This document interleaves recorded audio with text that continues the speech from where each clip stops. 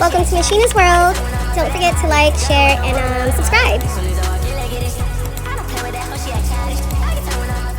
More than me. The girl wants him more than me, and girl, that is absolutely okay because, girl, you can have my man. You can have your man. I'm so sorry. I'm disrespectful. I'm disrespectful for even pressing you about my nigga. I thought he was my nigga, but clearly you want him more than I do. Clearly you love that man, and who am I to be caught up in the middle of what y'all got going on? My bad. I am so sorry. I did not mean to disrespect what y'all got going on. You know, the 6-7 months me and him been together. You got it, Queen. I am so sorry, and I should have never texted you. I should have never reached out, and like I'm wilding because you got it. You got it, Queen. I will never text that man ever again. I will never see that man.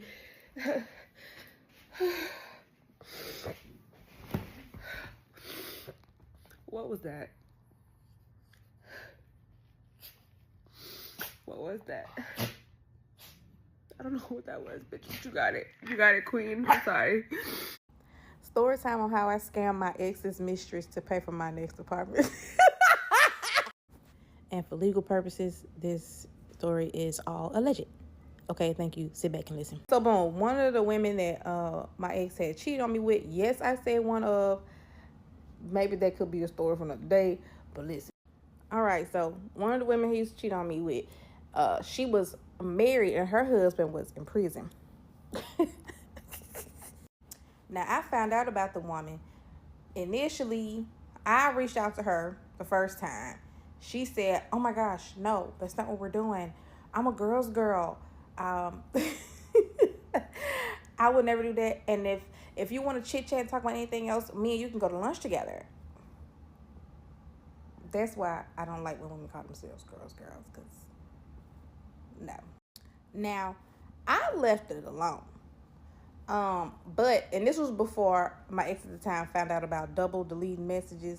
So I left it alone. Another random night came about. I just got to go through his phone. I went through the deleted messages, and she was talking cash money stuff about me, girl. I'm talking about, like, she was saying if I ever reach out to her again, she gonna put hands on me. I was lucky that that's all she said. She was trying to spare me, yada, yada, yada. I said, okay, all right. I do not know why my toxic ass looked that girl and her nigga up, but I did. So I looked her up. I found her husband. It took me a while, but I figured out a way to start messaging him. And I started a conversation with the man. Point blank, period. I didn't even use no catfish. I used my pictures because I'm like that. I told him I lived in Denver, Colorado at the time. And then, like, he was like, come visit. And I was like, okay, sure. Jackpot, I've made my move. He got the money from the wife. Remember, the wife is my ex's side chick, or he the side nigga. I don't really care.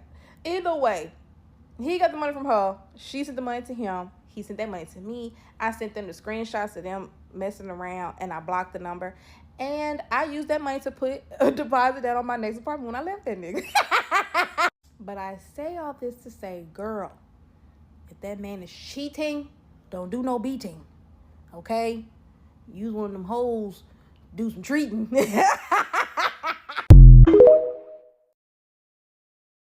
So a few years back, I was at this training class, and I met this lady, Body T.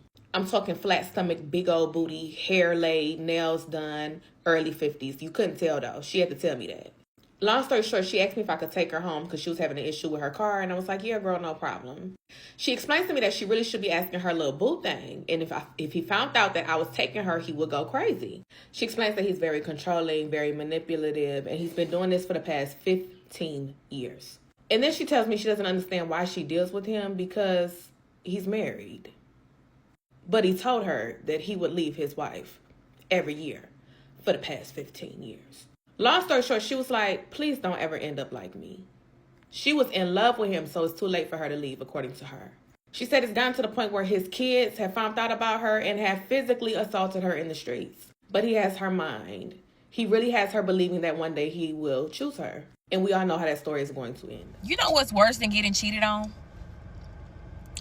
getting cheated on and finding out that you ain't even the girlfriend, that you ain't even the main. Like, you the little side. Hold on. Give me a minute, because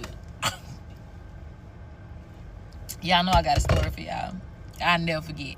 And this is another reason why I don't pop up on dudes no more, because last time I did, I found out that I got cheated on and I was not the main girl and I got beat the fuck up. So now I just choose my battles. Whatever God want me to know, he gonna know. I ain't gonna go looking for nothing, okay? But I'm gonna try to give y'all the shortest version of this story, but you probably gonna have to prop your phone up because there's no short way to say this. But anyways, long story short, I was talking to this dude. He went to a party. A girl that I knew was at the party because I seen him on her Snapchat. And I'm like, you know, like, peep game for me. Like, let me know. She tell me he at the party. He acting single, da-da-da-da. So I confront him about the shit when he called me later on at night to come over. And I'm like, no, I'm not coming. Anyways, I still decided to come. You know, I was like, you know what? I'm just gonna pop up, argue with him, and then leave.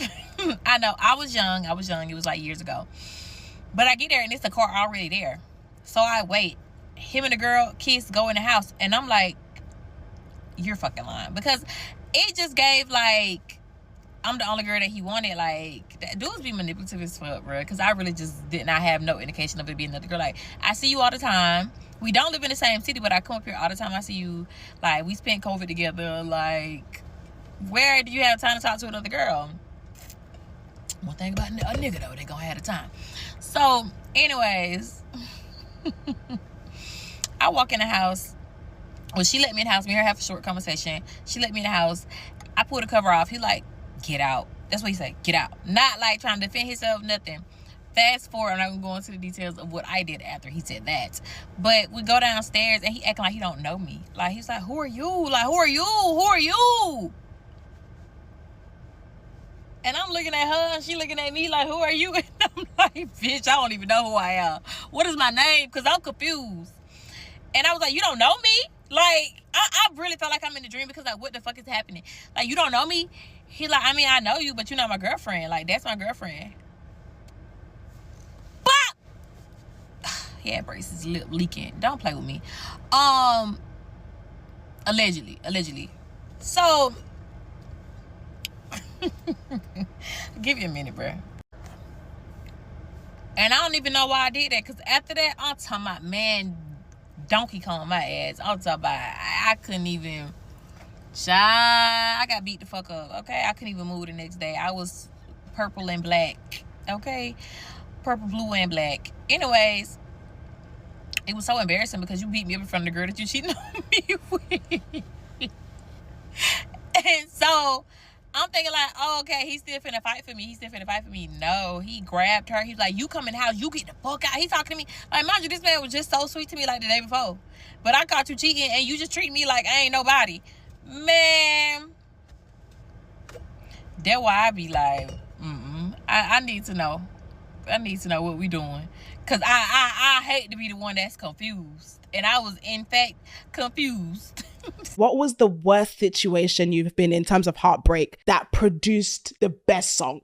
Side chick song. I wrote that song on the plane on my way back from seeing the man. He was trying to get me for like 2 years. And then I think we went out, and I always say that, like, I don't blame alcohol in anything. Like, you can't say, oh, it's the alcohol, whatever. So I used to be very stern on that. And one time we went out when it was like Christmas Eve or something, and I drank some Hennessy. And mind you, I cannot drink. I'm not a drinker. So I drank some Hennessy and stuff, and then I started feeling oozy, started moving up on me. I'm there chilling. We ended up, getting into some situation. Then after that, we started talking much because we were friends originally. Like, we were just cool. I just never looked at him like that. We started talking. I'm like, wait, do you have a girlfriend or something? He's like, I'm talking to somebody. I'm like, Nick.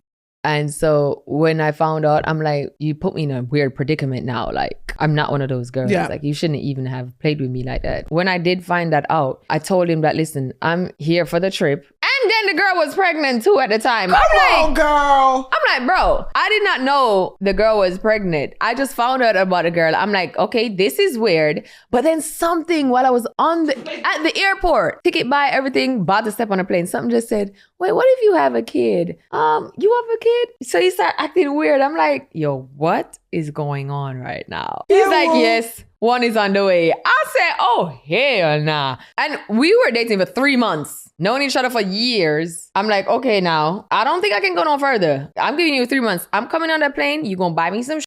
You're going to ball out. You're going to take me to the mall. We're going to chill. After that, I got to go, baby. And that's what happened. That's how Side Chick song came about. Story time of how my ex brought his side chick to Chuck E. Cheese with our family.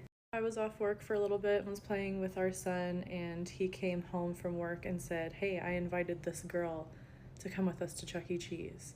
Of course, I was like, what the fuck are you talking about? What do you mean you invited a girl to go with us and our child to go to Chuck E. Cheese? Like, that doesn't make any sense. Like, did I hear that correctly? And then he goes on to explain, like, oh, I just thought it would be nice. She's having a hard time, and I'm trying to set her up with, like, our friend. And our friend was also going. I was like, oh, I guess that's okay, cool, whatever. So we all go and we meet with this girl there. She gets out of her car, she comes up, says hi to my ex and says hi to our friend at the time and says nothing to me, does not greet me, doesn't even look at me. And of course, if you're a girl, you know what that means. She ignores me the whole time we're there. It's so awkward, and I'm like, she's not hanging out with us. Like, she can go hang out with our friend, but like, she's not sitting with us. Like, this is weird. Like, it's so off. The night ends and like nothing happens between them, and it's like super awkward, and I just keep it kind of in the back of my head of like, okay, that was weird. And then after me and my ex split up, turns out that like they had a thing going on for a while. But it's okay because that friend that we went with is now my husband, so karma's a bitch. If you're wrecking a home, you're wrecking a home. The point is there is no accountability for men. So when we talk about these side chicks, the first thing we want to do is look at the woman. I've been that woman that look at a side chick and be like, ugh, how could you da da da? But the realest shit is, how could you look at your bitch every night and say how much you love her? How could you post your bitch? How could you marry a woman? How could you have a child with a woman? Do all this and hold your woman up to this high standard? Because I'd never see. The funniest thing is, we'll sit up here and talk about strippers, terrible, prostitutes, terrible, but fun, their lifestyles. Yes, they're good girls. You just aside, you never be my main, as if that's some type of reward. Your main's being cheated on, disrespected, degraded, and you're putting your main in danger in the line of having STDs and some more shit and being completely and totally torn and broken apart. So, there's no homework or side chick. If you both, you both. Call me a terrible person for this all you want. Honestly, I don't care, because nothing makes me happier right now than knowing that my dad's mistress does not know that he's dead. I know that that woman is sitting there texting him, calling him. She's showing up at his house. She's wondering why he has not talked to her in weeks, and that's because he died last month and nobody felt the need to tell her, because it's really not any of her business. Like, it's nobody's business. We didn't do an obituary. We didn't do a death notice. We didn't put that anywhere that she would be able to find it. She doesn't know my married name. She doesn't know any of the stuff to find me on here, but my dad has literally had the same mistress since I was a kid in the 90s, okay? He's kept this woman through multiple wives. Actually, she was a wife for a little bit, but then he cheated on her and he got somebody else pregnant, so my grandma made him leave her and marry the woman he got pregnant. But then he still kept her as a mistress. Don't worry. She still got to stick around. Anyways, it just brings me joy to know that she's sitting there wondering, like, why she's being ghosted figuratively right now, but it's literally, like, she's literally being ghosted because he literally killed himself last month and is chilling in a box right now. The fact that the entire internet gets to know this information before she does is petty on expert level, and I'm here for it. It takes a certain level of trauma to be able to have such dark humor and pettiness on expert level and appreciate dark humor in such a way, and I do. So I'm here for this.